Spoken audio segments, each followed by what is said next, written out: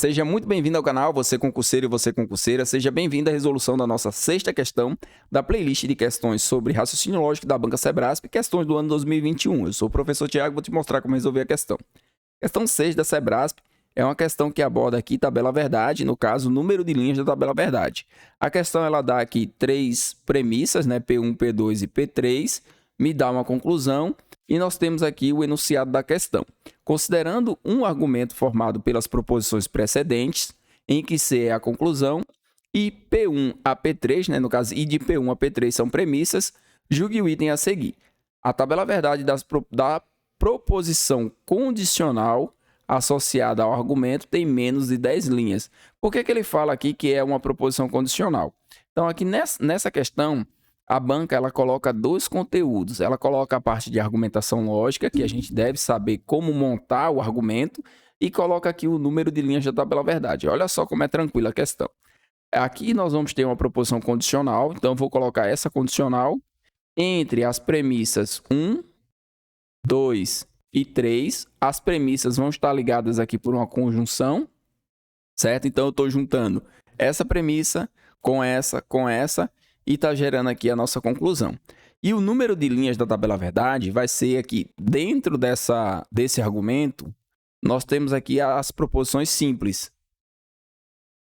As proposições que estão compondo aqui as proposições compostas e até mesmo proposições simples. Então, para calcular o número de linhas da tabela verdade, eu preciso contar quantas proposições simples tem esse argumento.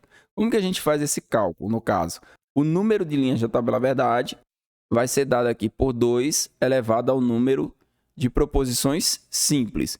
Como que eu descubro quem são as proposições simples? Aí eu vou marcar uma a uma para a gente não ter dúvida, tá? Vou colocar até outra cor aqui no marcador. Aqui eu tenho a fiscalização foi deficiente. Isso aqui é uma proposição simples, tá? E aí eu vou procurar dentro das outras premissas e até mesmo da conclusão se eu tenho alguma coisa com relação à fiscalização deficiente. Eu tenho essa proposição aqui.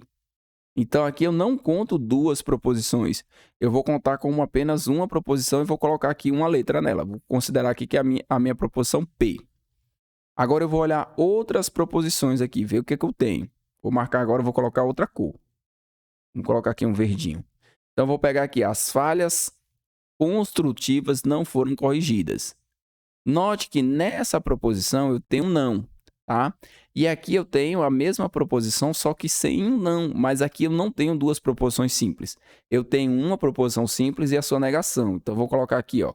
Nesse caso, eu vou considerar que aqui é a minha proposição que e aqui é a minha proposição não que. Então, quando eu tenho essa negação, eu não tenho uma nova proposição, não vou contar como uma proposição a mais. Eu vou contar como se fosse apenas uma, tá? Representa uma proposição, só que aqui é a negação da proposição que. E agora eu vou olhar a próxima, tá? A próxima proposição. Vou considerar aqui esse laranjinha, os mutuários não tiveram prejuízo. Aqui vai ser outra proposição. E se eu tiver ela aqui, ó, mesmo que uma tenha um não e a outra não tenha, não conta como duas. Então, aqui eu vou chamar de R. Essa aqui vai ser R e essa aqui vai ser não R. E é isso que eu preciso. Então, eu tenho quantas proposições simples? Eu tenho a proposição P, eu tenho a proposição Q e eu tenho a proposição R. Eu tenho 3. Aí, eu vou substituir aqui. Vai ficar 2 elevado à terceira. 2 elevado à terceira é 8. A questão está dizendo que a tabela verdade da proposição condicional associada ao argumento, o argumento é isso aqui, é a união das premissas através da conjunção. Então, eu estou unindo aqui a premissa 1 com a premissa 2 com a premissa 3 e levando aqui, né, a uma conclusão C através desse condicional. Nesse caso, como eu tenho 3 proposições simples, o número de linhas da tabela verdade tem que ser 8 e ele vai ter aqui, ó, menos que 10 linhas, é um item que está correto, podemos marcar e seguir para a próxima questão. Não se desespera caso você não tenha estudado ainda a parte de argumentos, caso você não tenha estudado a parte de número de linhas da tabela verdade. Por quê? Porque são as primeiras questões dessa lista que tem 87 questões. E você realmente vai ter que aprender a fazer isso para poder ter um bom desempenho na prova. Então não adianta chorar, tem que sentar, tem que estudar as questões. Estudar uma questão é diferente de pegar uma resolução. Pegar uma resolução e olhar como é que faz é uma coisa. Estudar a questão é fazer as anotações de cada detalhe que a questão tem aí para poder você chegar realmente preparado na hora da prova.